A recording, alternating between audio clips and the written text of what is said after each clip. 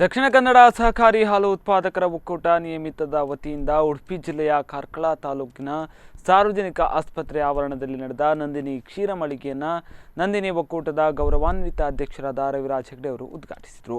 ಕಾರ್ಕಳದ ಸಾರ್ವಜನಿಕ ಆಸ್ಪತ್ರೆಗೆ ಬರುವಂತಹ ರೋಗಿಗಳು ಮತ್ತು ಆಸ್ಪತ್ರೆಯ ಸಿಬ್ಬಂದಿಗಳಿಗೆ ನಂದಿನಿ ಹಾಲು ಮತ್ತು ಹಾಲಿನ ಉತ್ಪನ್ನಗಳನ್ನು ಉತ್ತಮ ರೀತಿಯ ನಿಗದಿತ ದರದಲ್ಲಿ ಸರಬರಾಜು ಮಾಡಲಾಗುವುದು.